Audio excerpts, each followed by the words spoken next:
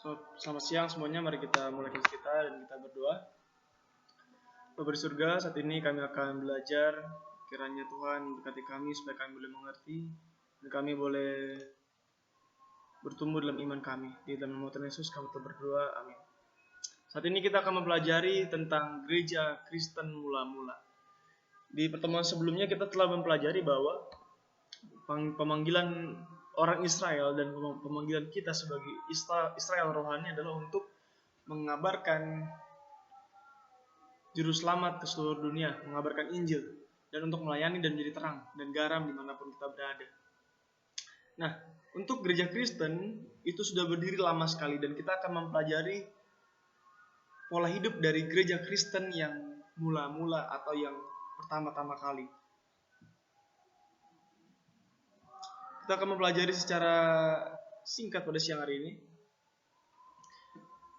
Dalam Kisah Para Rasul pasal 2 ayat 41 sampai 47 menuliskan bagaimana cara hidup jemaat mula-mula atau jemaat gereja pada masa kekristenan awal-awal. Kita baca di Kisah 2 ayat 41 sampai 47 dikatakan, orang-orang yang menerima perkataannya itu memberi diri dibaptis, dan pada hari itu jumlah mereka bertambah kira-kira 3.000 jiwa, dan mereka bertekun dalam pengajaran rasul-rasul dan dalam persekutuan, dan mereka selalu berkumpul untuk memecahkan roti dan berdoa. Mari kita lihat sini. Yang pertama, jemaat Kristen mula-mula itu melakukan aktivitas-aktivitas yang kebiasaan orang Kristen lakukan, dan mereka melakukan itu dengan sungguh-sungguh. Yang pertama adalah mereka berdoa. Mereka belajar firman, dan mereka tiap-tiap hari dalam rumah Tuhan, bait Allah, melakukan pertemuan ibadah. Dan mereka memecah-mecahkan roti dan makan bersama, lalu mereka memuji Tuhan. Maka ketakutanlah mereka semua, sedang rasul-rasul itu mengadakan banyak mukjizat dan tanda-tanda. Dan semua orang yang telah menjadi percaya tetap bersatu, dan segala kepunyaan mereka adalah kepunyaan bersama, dan selalu ada dari mereka yang menjual harta miliknya, lalu membagi-bagikannya kepada semua orang sesuai dengan keperluan masing-masing. Dengan bertekun dan dengan sehati mereka berkumpul tiap-tiap hari dalam bait Allah.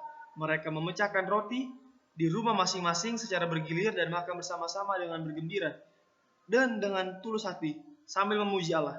Dan mereka disukai semua orang, dan tiap-tiap hari Tuhan menambah jumlah mereka dengan orang yang diselamatkan. Jadi mereka berdoa, mereka belajar firman, mereka berkumpul di dalam rumah Tuhan, mereka makan bersama, dan mereka memuji Allah. Itulah yang orang Kristen pada zaman dahulu lakukan. Kita akan belajar lagi selanjutnya. Kedermawanan dalam persekutuan. Ketika mereka berkumpul, mereka melakukan aktivitas yang dermawan. Mereka memiliki filosofi atau pandangan hidup bahwa milik saya adalah milikmu. Saya akan membagikan milikku untuk kamu. Mereka menjual, misalnya mereka punya tanah, mereka jual tanahnya, dan hasil penjualannya itu mereka bagikan kepada orang-orang secara rata.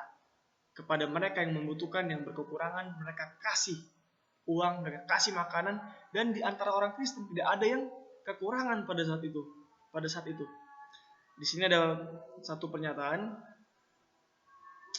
mereka membagikan hasil penjualan. Berbagi untuk kebaikan bersama ini bukanlah tuntutan masyarakat. Mereka nggak dituntut, tetapi mereka memberikan karena mereka mengasihi Tuhan dan mengasihi sesama. Mereka tulus hati. Tapi mereka itu merupakan hasil sukarela dari kasih mereka satu sama lain dalam persekutuan mereka secara alami.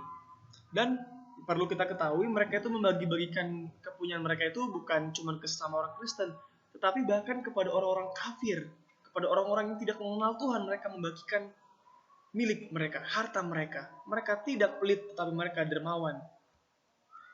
Hasil dari kegiatan jemaat mula-mula, apa hasilnya?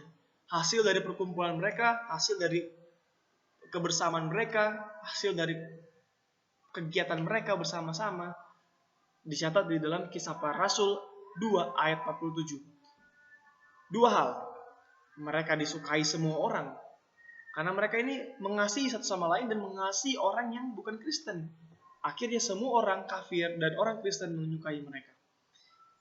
Kedua, banyak orang kafir menerima kebenaran.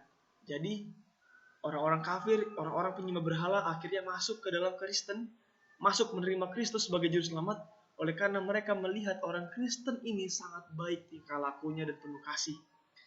Oleh karena itu, Tuhan Yesus pernah berfirman ketika dia masih hidup dalam Yohanes 13 ayat 34 sampai 35. Aku akan dikenal, kata Yesus,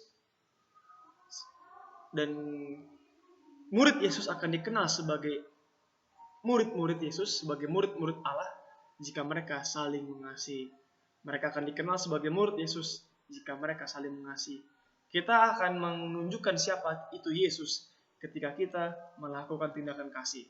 Dan itulah pola hidup jemaat Kristen mula-mula. Mereka baca Alkitab, mereka berdoa, mereka makan bersama-sama, mereka saling mengasihi, memberikan uang ke orang-orang yang susah dan kepada orang-orang kafir.